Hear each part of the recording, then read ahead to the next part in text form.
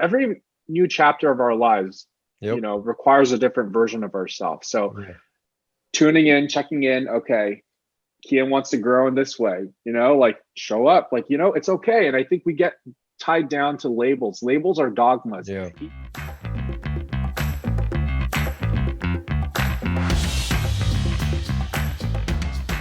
Hey, welcome back to another episode of the Thrive State podcast. I'm your host, Dr. V, and I just want to say thank you. I am so grateful that you've chosen to take some time and join me on this journey where you and I could thrive together. If you've gotten some value out of this content and you're enjoying the show, please download, please subscribe, please share with your friends, and please leave us a 5-star review. It will help me do more of this content. Today, we've got a very, very special guest, good friend of mine. He's the founder of Zeal Co., and he's also a media expert. You've seen him on ABC, NBC, Dr. Oz, the Food Network.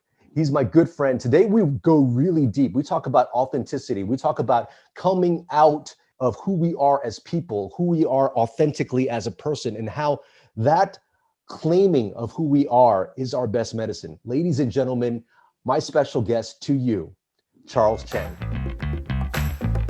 Welcome back to another episode of the Thrive State podcast. Charles Chen is here with us in the house. Charles, thanks for joining us. Yeah, super excited. I'm so excited to be on your podcast. Finally, yes. And congrats on the book launch. I know, it's pretty awesome. I mean, right now in the midst, as we're having this conversation right now, the book's being birthed, the podcast is being birthed, and then I'm also having a baby being birthed in the next week or so. This is insane. Wow. I mean, welcome to 2021. It's literally just Yeah, everything. we It's look at good. last year and go, for a lot of people, and it is very true of how, COVID has affected our lives. But, really it's an opportunity that I got closer with my partner, that really I got to work on myself and my connection with other people. It was a beautiful gift. How was that for you?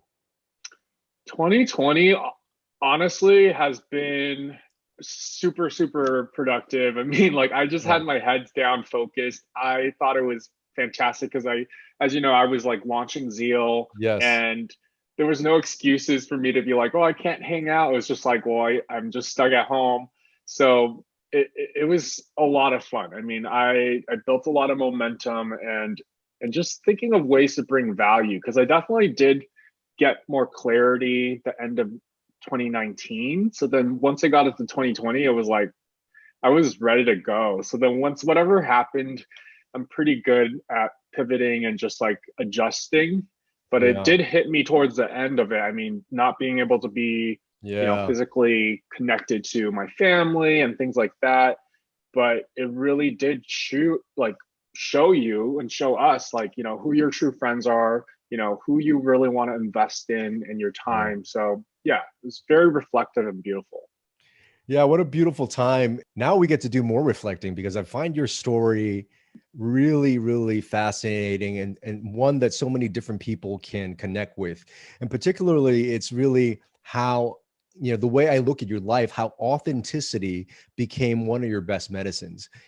Authenticity for me was something, when I wasn't happy with who I was, I used the white coat to hide my not enoughness. But it wasn't until I started to embrace that, embrace love, embrace who I really am, that I was able to reverse some of the chronic conditions I had. So let's go Wow. back. Let's go way back, Charles, and let's talk about obesity and growing up and how did Big Charles come to be?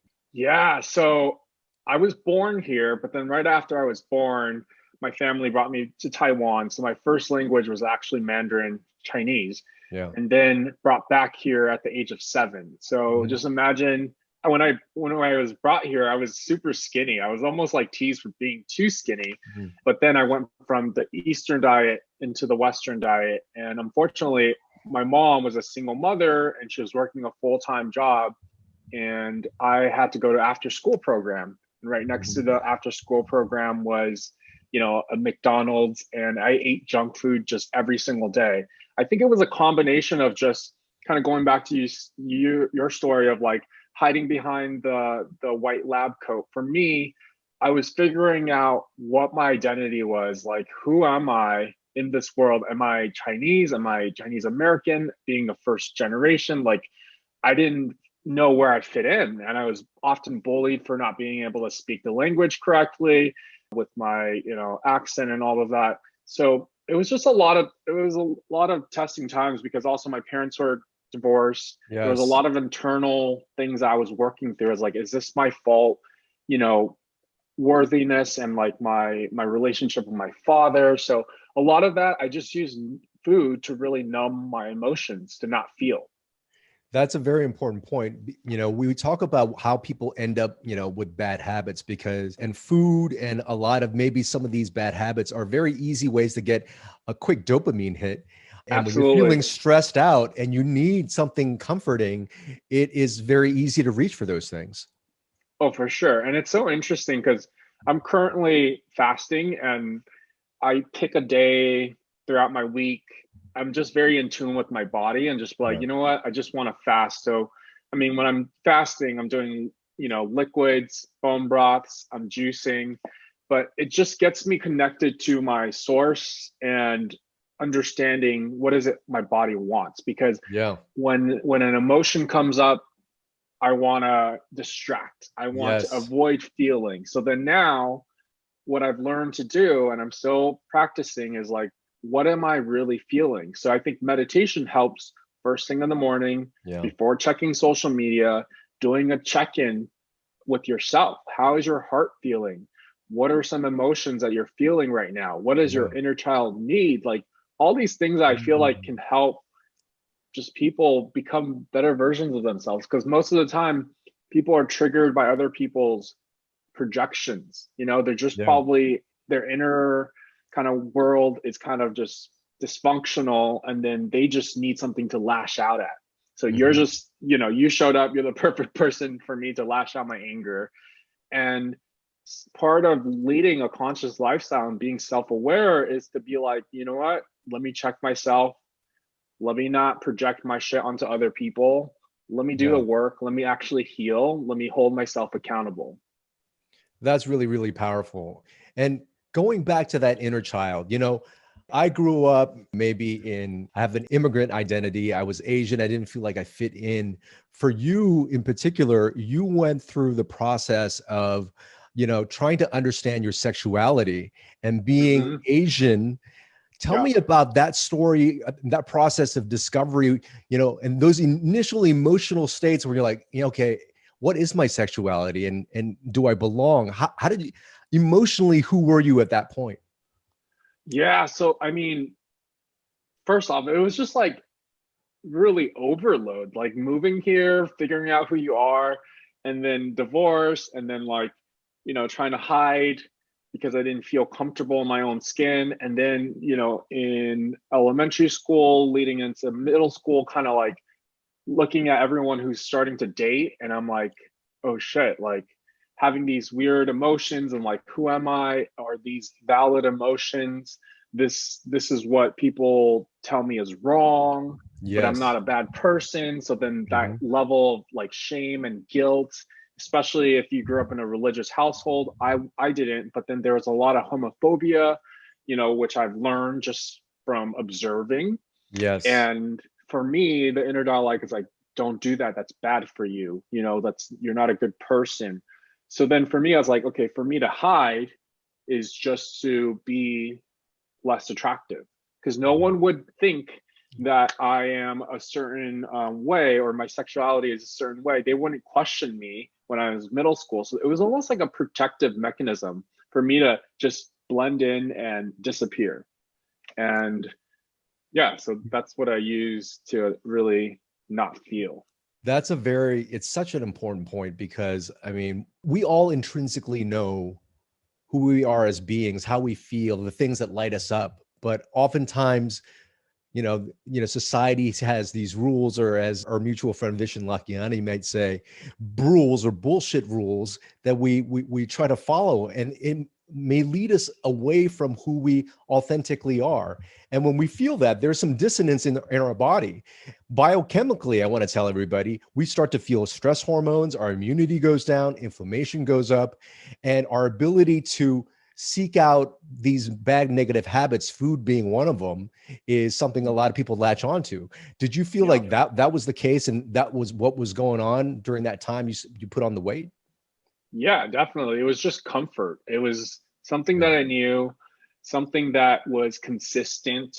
I can always seek it. It was like dopamine release. And everyone Yeah. has different substances that they lash onto, whether it's like drugs, alcohol, sex, bad relationships.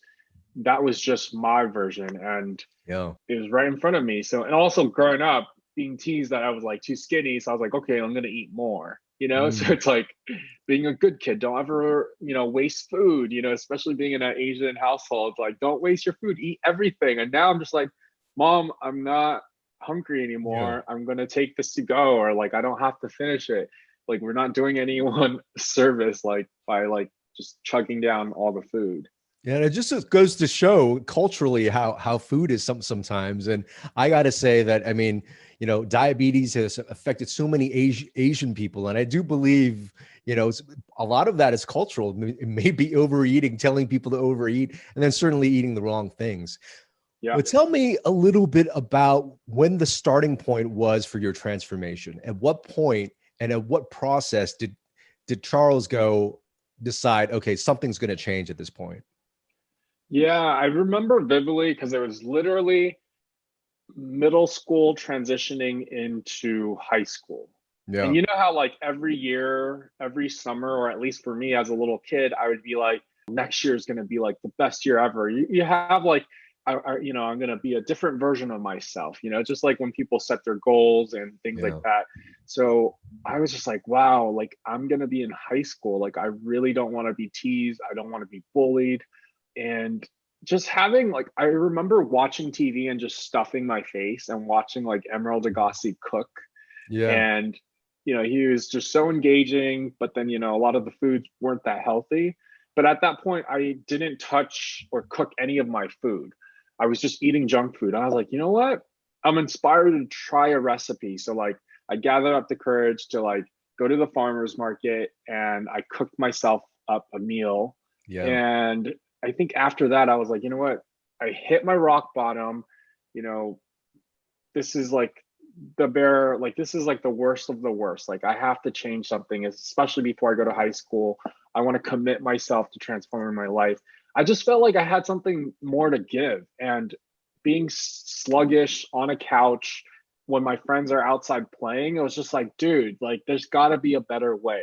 And I think I prayed, and I surrendered. I was like on my rock bottom, on my knees as a little kid, just Mm. like, dude, I'll do anything to transform my life. And if I can do that, I'll make sure that I dedicate my life to helping others do that. And I think that's what I'm doing now.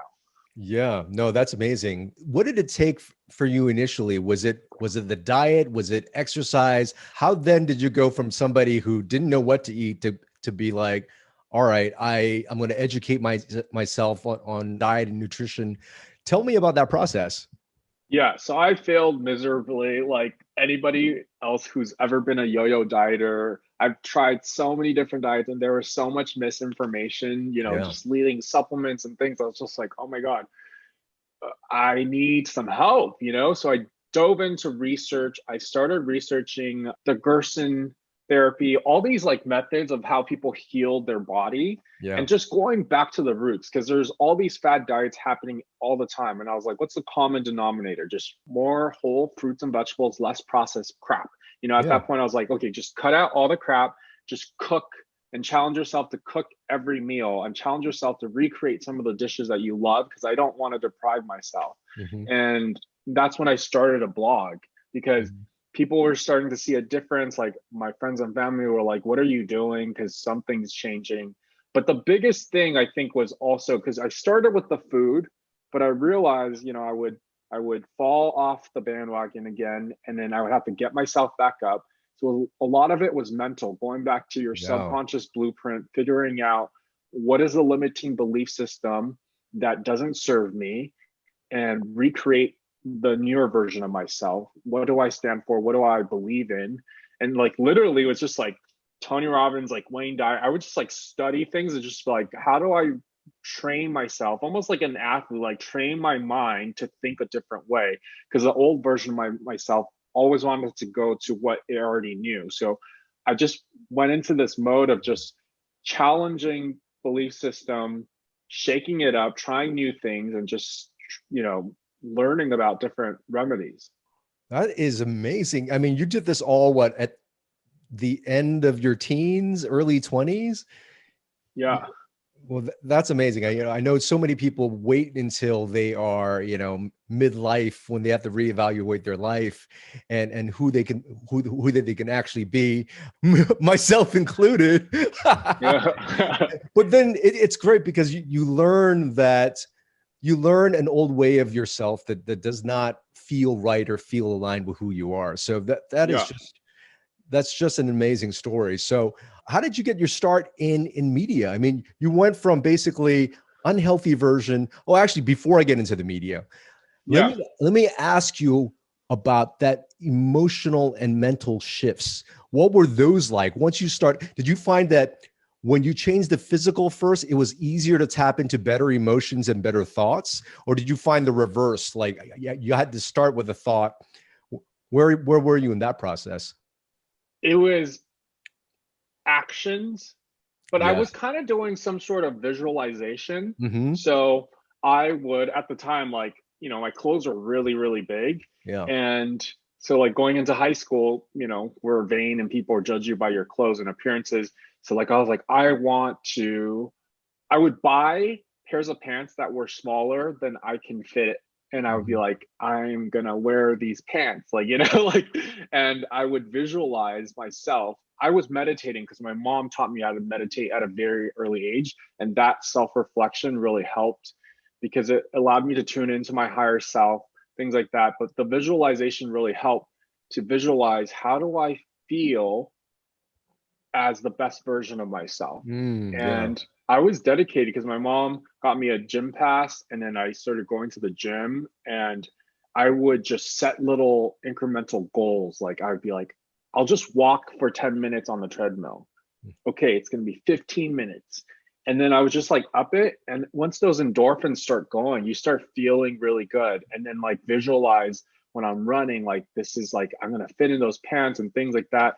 First, it was always vanity. Like, I want to look good. But then once you start feeling good, you're just like, wow, I have Yes. so much energy. I've never felt this much energy in my life. Yeah. And you have more zest, you have more energy to engage in friendships and meaningful, relationships.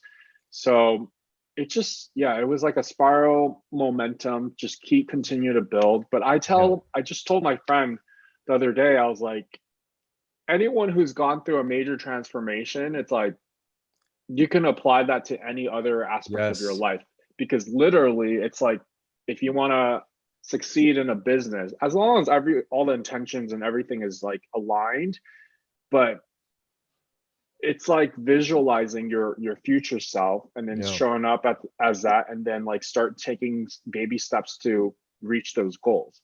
I always say, like, don't get overwhelmed. When people get overwhelmed, they're like, wow, you did this. Yes. Yeah. All you have to do is like set a goal, and then like, what can you do today, and then stay consistent. Like, don't get overwhelmed, right? Yeah. And then you have to figure out your why. Like, what is your main why? Because a lot of times, if it's just to fit in those pants, when things hit the fan and shit gets hard, you're going to go back to your old ways. Right.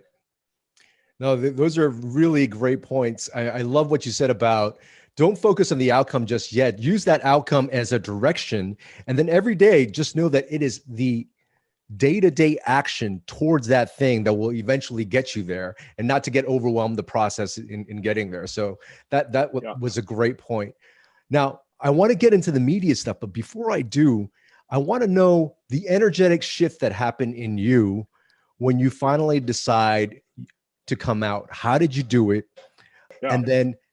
And then what type of energy shift? Because right now I see you on Dr. Roz, I see you on the Food Network, I see Yeah. you on your show and on social media. You are glowing, you are vibrant. I could Yeah. totally feel you. So I'm Yeah. wondering who Charles was before he came out. What was that decision process like? And then when you finally did, how did it get you to fully align and fully just own who you are?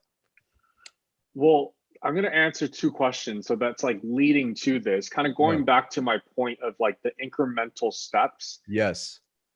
I made a point to make a small goal for yourself, right? Hmm. I define confidence as making an agreement with yourself.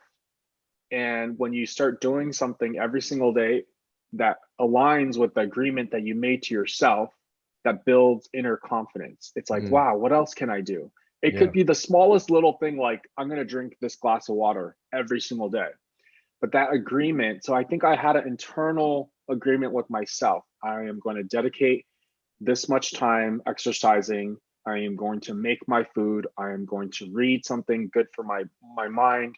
So those little things really built this inner Yeah. self-confidence. And I remember meditating, and when I was struggling with internally with my sexuality, was like, wow, this is the biggest hole, and this is the biggest thing that could cripple my life and the biggest fear I have. Yeah. If I can transmute this fear into empowerment, I'm unstoppable. And I was like, this is the only thing that I'm fearful of. I was like, and then I dived deeper. I was like, why am I? So I think like as a little kid, if you're told by society or by media that you're not enough, that you're not good, and what you're a bad person, it forces you to do a lot of self-education and self-awareness and like dive into other remedies. That's like not everything the media tells you is true, and not everything that like the outside world is true, because I was like deep down I was like, I know that I'm a good person, right? So I think it was that self-awareness was like finding the strength to be like, you know what, there's nothing wrong with this. This is a lot of my family conditioning, what they were brought to believe in. It might not be true. So, like, kind of going back to what we said, Yeah. resuscitating like belief systems. Is this true? Is this not? I started seeing more positive role models that were in the Yeah. LGBTQ space. And I think Yes. mentors are everything. When I was able to physically see face to face someone that was successful, that was openly gay, it gave me hope. And I think that's why I'm so adamant about speaking out, being an advocate, because I used to be like, what? Well, my personal life has nothing to do with, who I am. But I know that there's a kid, a girl, Yes. whoever struggling, and us as representation, even as Asian Americans. Yep. But I know that in Asia, there's a lot of people who struggle with the, coming out and coming to terms. I have cousins who have immigrated and that are in the closet, and I'm openly gay. I'm just like, dude, I'm always here. Like when you're ready, because you don't want to ever rush someone to Yeah. come to terms with their sexuality until they're ready. It's because they haven't come to terms with themselves, and they haven't faced the mirror, right? So I think once I transmuted that into empowerment and started seeing more people that were openly gay. I remember I had a gay friend in high school. It was a lesbian couple, and they were openly like, I was like, wow, she is the bravest person in the world, because I was still like, I don't know. And I think by hanging around them, they were just so empowering and so loving and nurturing, that regardless like of what your sexuality, who you love, like we love you for you, right? So Yeah. I started, and this is like funny note, because not a lot of people know this. I started finding ways once I started gathering courage to like, feel more comfortable in my body. My older sister at the time auditioned for a collegiate hip hop dance team. And then they had auditions for a junior dance team, that people who weren't in college. And I gathered up the courage to like audition, because I was like, wow, like I want to be on a hip hop dance team.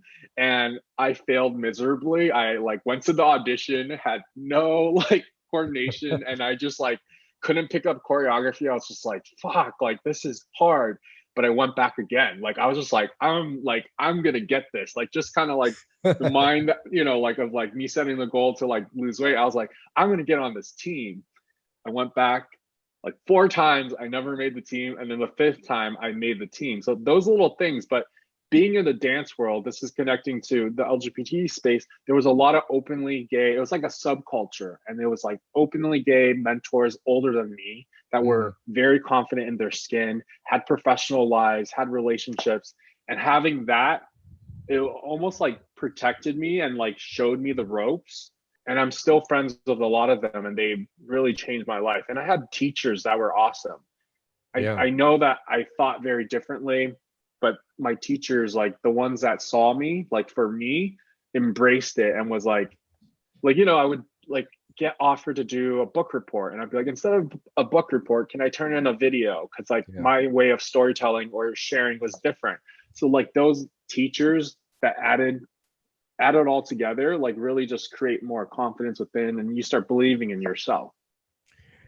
You bring up a very important point, which I feel like anybody maybe who feels like they're not in the right place, whether it be in their life or fitting into the world, to understand the key role of community when it comes to elevating to wherever you're meant to be. There is probably nobody that's super alone. There's probably somebody out there in the world that feels exactly like you do. And particularly now with social media and the World Wide Web, it's easier to connect than it was before.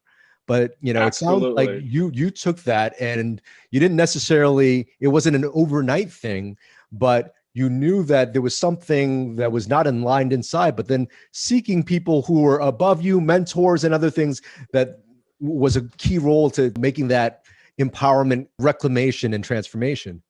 Absolutely. Community is key, because I think when you make a personal goal and it's self-reliant just on yourself, and I had to learn this the hard way, you'll fail and you'll fail again. But when you have a community or accountability buddy, I started asking people to go on runs with me, walks with me, and just Yeah. started like, having these accountability, like, hey, you're tired? No, get up, we're going to go.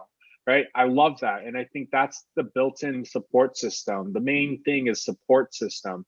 And yes, with technology now, you can have access to all different types of people and create that community. When I didn't have people physically, thankfully, I lived in an era where I can Google and YouTube people and watch videos of people who like were sharing their experiences. But I think that's key, because as I transformed my mind, the people around me started shifting. There was Yeah. like, there's a layer that has to dissipate to allow space, to allow the new people to come in that are going Yeah. to serve you to your highest good. Because I think a lot of times people feel a sense of guilt for not staying in spaces, and that's only because those people are not also doing the work and they're not transforming with you. Yeah. People who are doing the work want to see you succeed, want to see you thrive, want to see you grow and be your happiest version of yourself. Yeah. And sometimes that's the hardest truth, is that maybe your friends and family are not as supportive because they only see you as the old version of you. So Yeah. you have to find spaces where, and I think this is so interesting. My friend asked me about like, romantic relationships. How do you feel when you're with your partner? And I think the number one thing I said, it was to feel seen in all Yeah. aspects, to be seen, not just for one version of myself, but like as a multidimensional being. Like you're not just one label, right? You're not Yeah. just Dr. Kian. You have other aspects of you. You have your inner child, but to feel seen and for someone to hold space for all those Mm. versions to be able to be expressed, Wow. that's beautiful. So like really finding your tribe, to feel seen. That's beautiful. I mean, as you were saying that, I was just talking, I was just thinking about my current partner and how we had so many different walls, and our inner child would just stay protected in the cocoons, but how now we've let that part go and see each other for the innocence that we are and have been growing. And it's been such a beautiful thing. But I love that. what it sounds like you're telling me was there wasn't really a defining moment per se in terms of coming out. It was really a gradual process of evolving into yourself. And it does not just mean the sexuality, it's evolving Yeah, into yourself in so many different ways as well.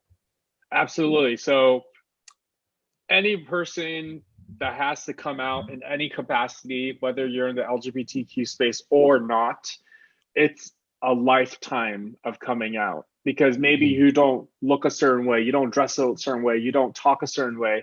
Yeah. I have to constantly come out in different spaces constantly, and I'm okay with it because I'm comfortable who I am. But I also choose what spaces that obviously I have to feel safe. There's certain spaces that I wouldn't feel comfortable coming out because it's, I don't know these people. So it's like, Right. it really differs. But yeah, it definitely was a series of building momentum, finding that self-esteem and like finding out like, who are you? What's yourself, and Yeah. finding people who were not judgmental. And thankfully I have very supportive parents, and like Yeah. coming out to my mom, I came out to my sister first in a letter, and she Mhm. like hugged me and was like, what's the big deal? There's nothing wrong. Okay. And then afterwards, as Asians, like, okay, we got a plan. So who are we gonna tell first? So we're like, let's tell mom first, and then we'll ease up on dad. But yeah, it was like multiple times. I love how you mentioned coming out, not just in the LGBT community. I got to say, I'm coming out.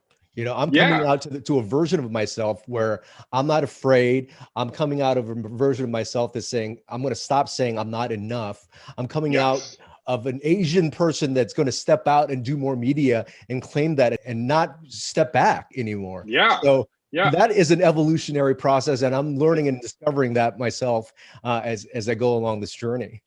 I love it. That's beautiful. Claim it. Claim it. All right, bro. Well, tell me, how did you first, start in the media? Was it the blog that you were doing that was gaining traction? I mean, I see you everywhere, and I love the fact that you're representing people of color and people of diversity out there. Yeah. Where was your start? Yeah, so I started the blog, and while it was almost like I started the blog, and then I went into college and I started using what I was building, because this was like the beginning of social media and starting to build traction. And my blog started getting a lot of readers, and a producer actually reached out to me. He produced the movie Monster with Charlize Theron. So Mhm. like very reputable, reached out and was like, hey, we're shooting this lifestyle show. I think it would be perfect. And I was pretty young. I think I was, how old was I? I think I was like 20 or 19. Like Wow. it was pretty, Uh-huh. yeah, it's pretty young. And I was like, holy shit. I only had a blog at that time. And then they asked me a question before I went on, what are you promoting? And I was like, what? I was like, my blog is not enough. Like I need a product. Literally overnight, I wrote an ebook.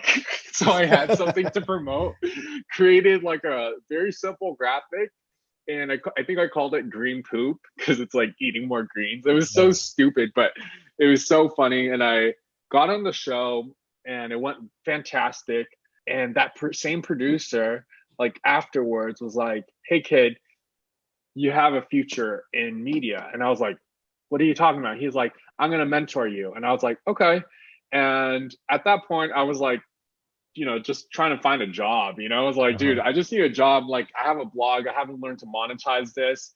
And literally the next week, he called me and he was like, I have the perfect person. You're going to work at this health food company. So it was the first, I don't know if you know David Wolf. David Wolf Mhm. started bringing goji berries, cacao onto the market. So David Wolf was working with this company to bring cacao butter very early of its stage when the whole raw food movement was happening. And I was obsessed with superfoods because I was like this nerd that would just like research all these like medicinal foods, adaptogens before it became a thing. I was just like weird, Uh-huh. And so the mentor called me and was like, hey, you got to meet with the CEO. I met with the CEO also in Santa Monica, where I live now. And he hired me on the spot, was like, okay, you start tomorrow. And I was like, so I dove into this world working in marketing. And then the girl that hired me and the CEO, who was a Harvard grad, I think within 5 months she was fired. And I had to step into her role. And I was like young. So I had to figure out, this is the beginning of like social media and direct to consumer marketing. And I started just running with like helping them create, before influencers were a thing, to tap Yeah. into who are the tastemakers, working with them in different capacities. And working there, which it was eventually sold to Nestle. So I had all these like experience working in the CBG space, and that's why it's a full circle moment what I'm doing now. After I left, a lot of people started asking me to consult with their brands. And through that, I was like, wait, I was working on my blog the whole time. I was like, I can turn this into something, because I was like, Mm. so then that's when I started building, and I like my personal brand. Before it was Charles Chen, it was actually called rawyouth.org. And some people would, yeah, it was like, it was just like teaching people to eat healthy, and it was like the youth. And I was connecting with all these, like, tastemakers and influential people in the health and wellness space. So that's how I started building my network, because I knew video content was the next thing. So I would Yeah. go film videos, YouTube videos with like top influencers in our space, and I'm still connected with a lot of them today, because they're like, "You're that kid that was like filming, editing, doing everything." And then I realized, I was like, "Well, why am I not on camera? Like, I'm filming Yeah. them." And that company at the time allowed me, I was in touch with Marianne Williamson at the time, and she Uh-huh. was my first ever interview. I was so, I was so, Wow. yeah, I was so nervous. I was like literally shaking, and she was like, "Yeah, honey, just come over." And I was like, "Oh my God, this is my first interview." But I like wrote out my questions. And as you know, working in media, consistency, Yeah. training, showing up, it's a muscle. You got to keep at it. And I loved interviewing people because I was just Yeah. curious. So through that, it just kept on creating videos. And with YouTube, producers started reaching out and was Yeah. like, "Hey, want to share recipes?" At the same time, when I started building my personal brand, I was like, what are people coming to me for? Inspiration and recipes. I was like, I should take this food a little bit more seriously. Started working in restaurants to get, some training. I got trained from a chef in downtown LA, and then I eventually moved to New York. But then through all that, getting in the culinary space, I was like, okay, I can share recipes within, talking about wellness. And that's kind of like how I found my niche, just trial and error, figuring it out. Yes. So it really sounded like you just kind of followed some kind of intuition, not necessarily having a plan to get to where you're at right now. Yeah, It was just following the thing that kind of lit you up the most. absolutely. And I think it goes back to my story of like, I dedicated my life when I had that light bulb switch. I said, if I were able to transform my life, I'm going to dedicate my life in some capacity to help others do the same. And it was always service based. It was always like, how can I help? Because my mom always ingrained in us, it's like, you know, just serve people and you'll always be taken care of, right? So I always had that in mind. It's like, I want to help people, but how do I help them? How do I bring my value? Okay, recipes are helping them. People are coming. The audience is growing. So it really did just kind of happen on its own. I didn't have a plan. I think a lot of times nowadays people are like, this is my personal brand. And like everything is like kind of like, I don't know, strategize, which is great if you're in tune with your why and it's very clear. But that why has to be so authentic and pure. It has to Yeah. come from a place of service. But yeah, I'm so grateful. Like I would have never imagined like myself being where I am now, but all the opportunities, you learn every new chapter of our lives, Yep. requires a different version of ourselves. So Yeah.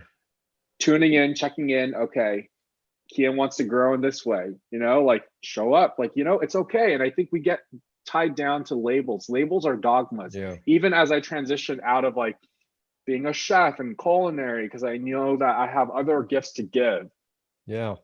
I let go of that because that's all ego based. It's like, no, it's like I tap into my flow. This is like people might not get it right away, but it's okay. Like I love what I'm doing. I feel like I'm bringing value. Okay, keep going. That's Let awesome. other people do the labeling. You Yeah. just do the work, like you just do the work, serve people, and you're good. It brings the point of the word purpose, because I tell people, purpose is actually demonstrated to have Americans live 7 years longer than somebody without. It lowers the risk of somebody getting cardiovascular disease like heart attack or stroke. So it's very important. But some people are like, wow, if it's so important, how do I find it? But I think you hit the nail right on top. Whatever the phrase is, I'm messing with the phrase. I You know what just you're hit the saying. head right. I don't know. Regardless, you said it perfectly, because what I think it is, it's really following the things that light you up, following the things that bring you joy, and then giving that to others in a place of service. That's what your purpose really is. So if you could find that, Absolutely. it, It could be like cleaning a bathroom. It could yeah, be, for me, food is like a transmuting energy onto a yeah, plate and then having people receive it. And that energetic exchange we live in an abundant world, like, so you'll always be taken care of. If it's active, like, how can I give rather than what can I get? And a lot of times when people are coming up, they're only thinking about what can I get? And that's why I'm like, dude, like, you're going to hit so many walls because you're automatically seeking to get something rather than, and I think when I see even millennials or people who are coming or Gen Z, I'm like, dude, stick at something, figure out what it is your value is. And when you're figuring out your value, it takes some self-reflection and self-awareness Yeah. because you have to tune into like what lights me up, what doesn't. And I think there's a lot of false narratives out there of like, oh, overnight success and like you can get this and like go, go, go. It's like sometimes you can tune in and, it's just like a flower. Not every season it's going to be blooming. It takes time. You got to like treat that soil with respect, give it some sun, water it. Right. It's such an important point that you just mentioned that, purpose is something you kind of cultivate just by learning about yourself and doing. And really, this brings us to the last point, because I know when you started Zeal Co., you've got a really deep sense of why and why you're doing that. So you want to tell everybody what Zeal Co. is? Yeah, absolutely. So it really started with a platform for game changers, or I see leaders within the wellness space. So us coming up, I always like when I started getting into media, I looked around and I was just like, why isn't there more people that look like me or that represent diversity? Because it's a very privileged space to get in. Like not everyone can afford a publicist. Not everyone knows how to brand themselves. So for me, I was like looking around and people were hitting me up all the time to help them. And I was like, how do I really, really help them? How do we bring resources to make it more accessible? So yes, we started a monthly wellness box, but it's not just the box. I think I started with community first. Yeah. It started with just like having experts share articles on the website. And then we went into live events. And then once COVID hit, we kind of stopped the events, focused on media content. So we did a wellness roundtable, and now we have the boxes. But it's like what we said. It's snowballing effect every day. It's like growing into something. And now we just brought on a CTO who's going to be building this into an app and having a marketplace and a curated. So it's like super exciting. And I'm just allowing things to unfold. And I think my only job is to align myself to tune in to, what is the service here? What is the value? And does it feel good? And going with my gut and just like going with, okay, this person was attracted to me. Why is this person just falling into my footsteps? Like listening, being in tune. And I think universe sends you signs. You just got to be aware to like receive them. So I've just been very intuitive. And I think that's been the key to my life and my success, is just like tapping into emotional intelligence and just tuning in instead of like forcing more flow. Intuition. All right. Well, I got one last question for you, but before I get to that question, where can people find you? Yeah, you can find me at Charles Chen TV, and then Zeal at zeal.co with 2 Z's. All right. So you've lived quite a life, Charles. You've got so many accomplishments. I want to know, what has been your best medicine? What has been my best medicine?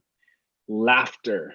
Oh, yeah. I love people who can make you laugh, even when you're angry. Like, I think if you're able to laugh, and I just, the times that I cherish most are not anything material. I'm not a material person, very much a minimalist. I treasure time.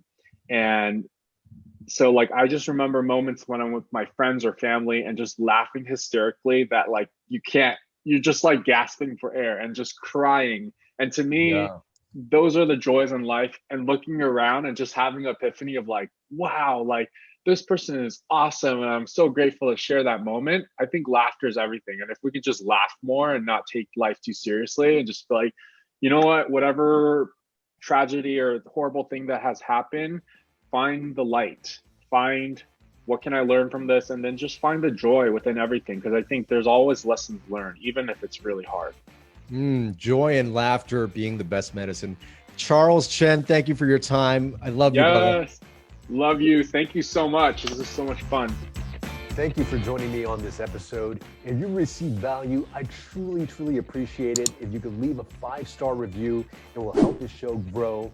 And I'd love to connect with you. You can follow me on Instagram, Facebook, and YouTube at KianVuMD. If you haven't already, pick up a copy of my book, Thrive State, at thrivestatebook.com. And remember, you are your best medicine.